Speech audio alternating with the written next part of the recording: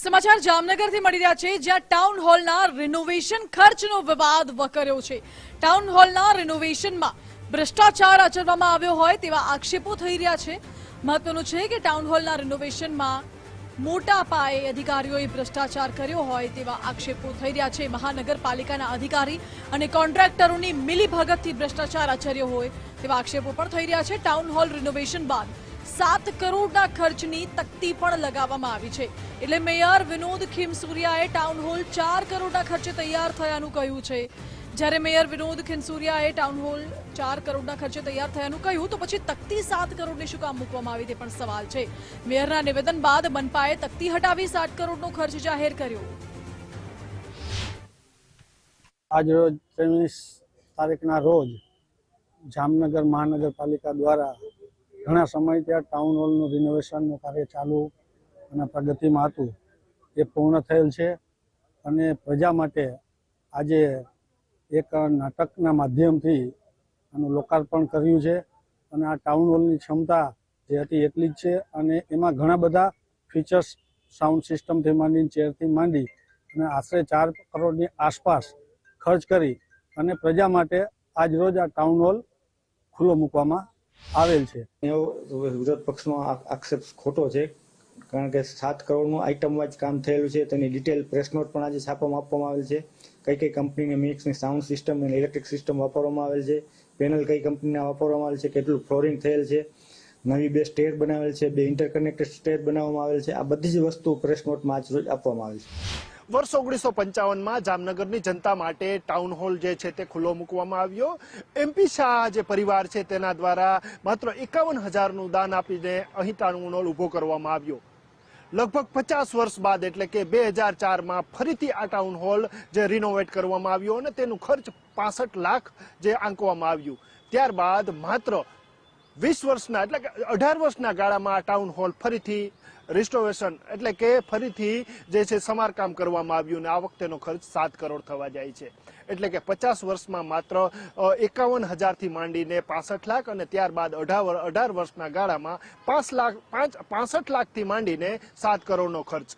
એટલે કે આ પૈસા ક્યાંથી અને કેવી રીતે વપરાયા હશે તે તો જોઈ શકાય અને વિચારી શકાય, પરંતુ હવે એ બાબત શહેરમાં ચર્ચાસ્પદ બની છે કે આગામી 7 વર્ષમાં હવે 100 કરોડનો ખર્ચ આવશે નવો સમારકામ કરતા મહાનગરપાલિકાને। એટલે કે લગભગ 2030માં આ જ ટાઉન હોલ છે તેનું ફરીથી જે સમારકામ કરવામાં આવશે ને હવે 100 કરોડનો ખર્ચ થાય તેવી પણ શક્યતાઓ તેવી પણ સંભાવનાઓ વર્તાઈ રહી છે।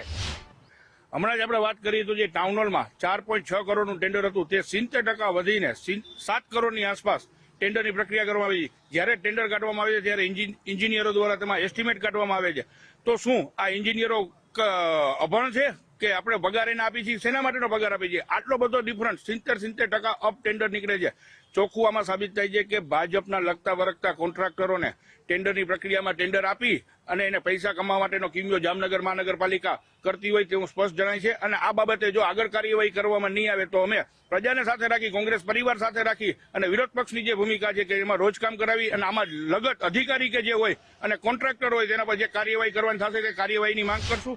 જ્યાં તળાવની પાળ રહી ને એમાં બોર્ડની અંદર મેં પ્રશ્ન પૂછ્યો તો એને એમ કીધું કે 33 કરોડના ખર્ચે થાય છે, 30-33 કરોડના।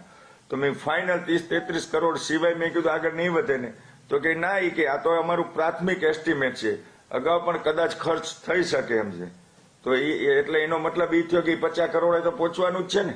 જામનગર મહાનગરપાલિકા વર્ષે કરોડોનો ટેક્સ ઉઘરાવે છે। આ ઉપરાંત જે મુખ્યમંત્રી અને સહિતની જે ગ્રાન્ટો આવે છે તેમાંથી વિકાસ કાર્યો કરે છે, પરંતુ ક્યાંક ને ક્યાંક આ વિકાસ ભ્રષ્ટાચારમાં લપેટાઈ જતો હોવાના અવારનવાર આક્ષેપો લાગતા હોય છે।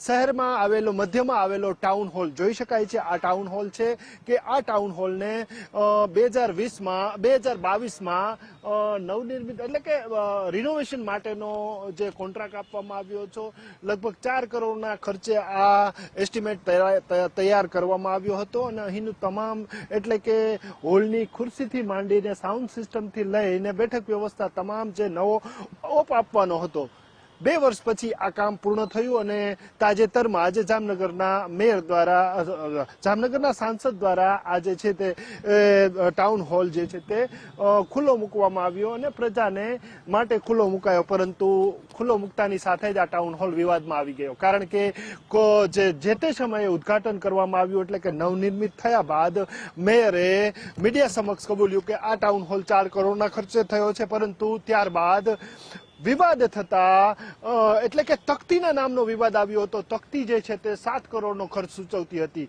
જ્યારે મેયર છે તે 4 કરોડ બોલતા હતા, એટલે કે 3 કરોડનો ડિફરન્સ આપતો હતો. ત્યારબાદ વિવાદ થતા મહાનગરપાલિકાએ સત્તાવાર પ્રેસ નોટ બહાર પાડી હતી અને આ પ્રેસ નોટમાં 7 કરોડ 3 લાખનો ખર્ચ દર્શાવવામાં આવ્યો હતો, પરંતુ ત્યારબાદ ટૂંકા ગાળામાં જ એટલે કે કલાકોમાં જ આ પ્રેસ નોટને પાછી ખેંચવામાં આવી હતી અને 3 લાખનો વધુ ખર્ચ એટલે કે 7 કરોડ ને 6 લાખનો ખર્ચ દર્શાવવામાં આવ્યો હતો. એટલે કે ક્યાંક ને ક્યાંક 2 વર્ષના ગાળામાં 80% જે છે તે ખર્ચ વધી ગયો છે. ટાઉન હોલ જેમનું તેમ છે, વસ્તુઓ બદલી છે, નવા રંગરોગાન થયા છે, પરંતુ ક્યાંક ને ક્યાંક આ ખર્ચમાં ભ્રષ્ટાચાર થયો હોય તેવા આક્ષેપો થઈ રહ્યા છે. આ ભ્રષ્ટાચારમાં કેટલું વજૂદ છે, શું સત્યતા છે, તે મહાનગરપાલિકા તપાસ કરે ત્યારે જ બહાર આવે, પરંતુ હાલ વિરોધ પક્ષ દ્વારા આ જ બાબતને લઈને વિરોધ થઈ રહ્યો છે. કેમેરામેન હિરેન ગાંધીની સાથે નથુ આહિર, ગુજરાત ફર્સ્ટ, જામનગર.